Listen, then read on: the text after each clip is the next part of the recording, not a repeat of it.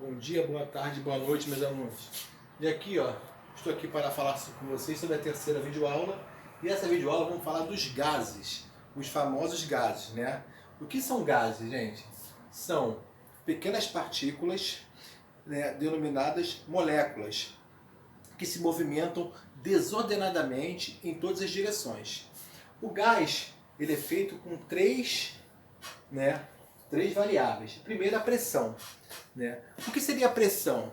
Pressão é o choque dessas partículas, dessas moléculas contra a parede do recipiente. Isso seria a pressão do gás. O volume é o volume do recipiente em que o gás está contido. E temperatura é o grau de agitação das partículas de um corpo. Temperatura vocês viram nas aulas passadas, né? E, inclusive, para o estudo dos gases, qualquer tipo de temperatura só pode estar em Kelvin.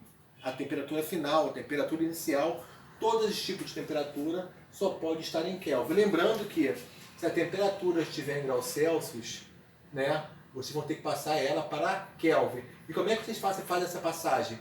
Temperatura em Kelvin é igual a temperatura em Celsius mais 273. Então vocês já vão somar 273 automaticamente, vocês vão passar para Kelvin. E isso vai acontecer muito. Geralmente é 27 graus Celsius, 127 graus Celsius. Aí vocês somam 273, passam para Kelvin. A pressão, ela pode vir em qualquer unidade. Pressão atmosférica, né?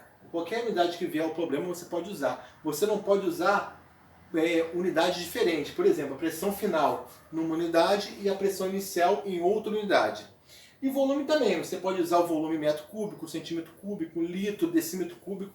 Qualquer forma você pode usar, mas desde que você use as duas da mesma maneira. Você não pode usar o volume final em uma coisa e o inicial em outra. Vocês têm que usar a mesma coisa, tá? Ou tudo em litro, tudo em metro cúbico, sempre igual. Para calcular, né, o estudo dos gases, vocês vão precisar da equação geral dos gases, que é essa aqui, PVT por Votor, tá? Essa equação aqui é muito importante. E ela tem outras subequações, de acordo com a transformação. Porque quando você altera a pressão de um gás, você mexe automaticamente numa das outras variáveis. Por exemplo, uma bexiga de aniversário. Estou numa festa, peguei uma bexiga. Se eu apertar a bexiga, eu vou diminuir o volume dela. Né? Como fiz uma compressão sobre ela, diminui o volume. Por outro lado, quando eu diminuir o volume dela, né, eu apertei ela, ela vai ficar mais dura, porque eu vou aumentar a pressão. Quer dizer, diminuir o volume diminuiu, a pressão aumentou. Né? Então, quer dizer, eu mexi numa das variáveis, alterei outra. Na temperatura não aconteceu nada, por quê? Não fez diferença. Se eu pegar agora uma bola, submeter ela a uma temperatura elevada, ela vai inchar no calor, certo? Então, quer dizer, eu aumentei a temperatura, consequentemente a pressão interna e o volume também aumentaram. Então, quando você altera uma das unidades aqui, você mexe com outra. Ali, por exemplo, nós vamos ter a transformação isobárica. Isobárica, lembra do barômetro que mede a pressão atmosférica? Isobárica vem de pressão. Iso quer dizer igual. Né? Pressão igual. A pressão final e a pressão inicial não se alterou. Você vai ter a mesma pressão no fim e no início. Se as pressões são iguais, você pode cortar a pressão. Não ficou só. VT Votor. Tá? O gráfico disso é sempre assim. Volume inicial, volume final. Temperatura inicial, temperatura final. É uma linha reta. Tá? Eles aumentam proporcionalmente. Aumentou o volume, aumentou a temperatura de maneira proporcional. É uma função constante. A outra transformação é a isotérmica. Térmica, né? Iso igual, térmica temperatura. Quer dizer que a temperatura vai ser sempre igual, não vai mudar a temperatura. É o exemplo da bexiga que eu falei com vocês. Então a temperatura final e a temperatura inicial permanecem constantes, não há mudança entre elas. Se são iguais, eu posso cortar aqui. Então ficou a equação PV por Votor. Não teve mudança de temperatura. Tá? E esse gráfico aqui ele é inversamente proporcional. Por quê? Se você aumenta a pressão, tá? Pressão elevada, o volume é pequeno. Pressão baixa, o volume é grande. Ela é inversamente proporcional. E a última transformação é a transformação isocórica. ou isométrica, né? Ou isovolumétrica. Na verdade, são 3 nomes. Eu posso chamar de isocórica, isométrica ou isovolumétrica. Todas têm a ver com volume. O volume final igual ao volume inicial. Como os volumes são iguais, eu posso cortar a letra V, porque não vai ter mudança. Então ficou Petit-Potó. Nesse tipo de equação, de transformação, também é uma reta constante, né? A pressão aumenta, a temperatura aumenta, de maneira o quê? Sempre constante. Então esse gráfico é uma função constante, pressão inicial, temperatura inicial. Pressão final, temperatura final. Temperatura, repare que eu botei aqui nos eixos da temperatura, sempre um K, tá? Porque a temperatura sempre tem que estar em Kelvin. Eu não posso usar de forma alguma outra unidade de medida. Só posso usar Kelvin, certo? Vou passar no próximo bloco, uns exemplos. Fala galera, continuar aqui com os exemplos para melhorar a explicação para vocês. Ele fala inicialmente, dentro de um recipiente de volume variável, quer dizer que o volume do recipiente variou. Estão inicialmente 20 litros de um gás, então eu tenho 20 litros inicialmente. Há uma temperatura de 200 Kelvin e pressão de 2 atm. Qual será a nova pressão, né, se a temperatura aumentar para 250 kelvins e o volume for reduzido para 10 litros? Repara que ele sempre fala em gás perfeito. Por quê? Gás perfeito é aquele gás que obedece à equação geral dos gases, né? Se o gás não for perfeito, as equações não servem para ele. Mas para vocês, sempre o gás vai ser perfeito. Então vamos lá. Eu vou usar Petit-Potó, vou usar a equação inteira, né? Por que eu vou usar a equação inteira?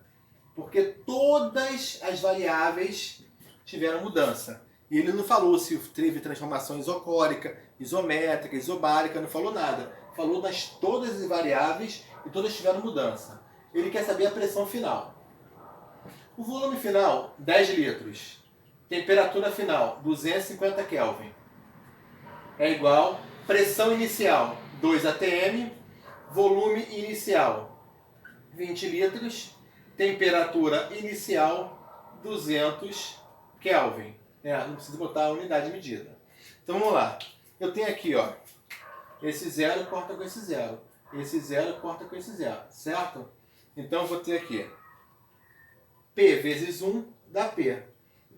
25 é igual a 2 vezes 2, 4, sobre 20. Multiplico cruzado, né? 20P é igual a 100. P vai ser igual a 100 sobre 20, que vai dar 5 atm.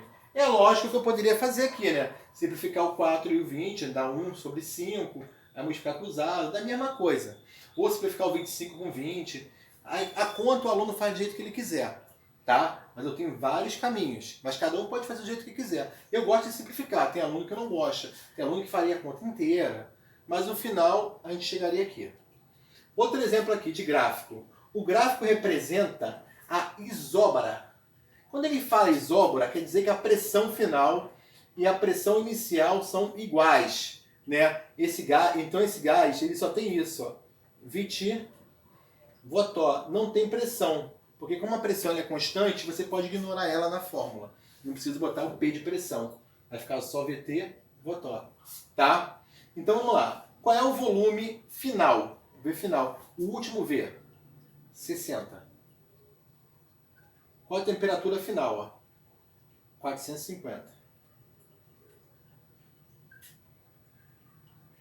É igual volume inicial, primeiro volume, 40.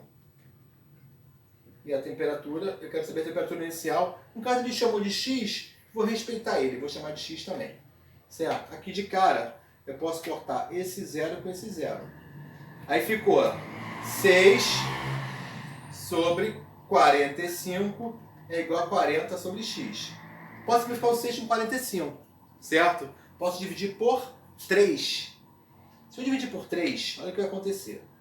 6 por 3 vai dar 2. 45 por 3 vai dar 15. Então vai ficar assim a equação, ó.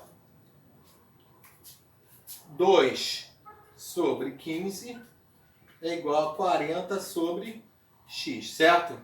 Correto? Agora vamos multiplicar cruzado. 2 vezes x, 2x. 4 vezes 15 dá 60. Com 0, 600. X vai ser igual a 600 sobre 2, que vai dar 300 Kelvin. Essa é a temperatura final, 300 Kelvin. Certo? Espero que vocês tenham entendido, galera. E é isso aí. Qualquer dúvida, me procure nas redes sociais. Grande abraço.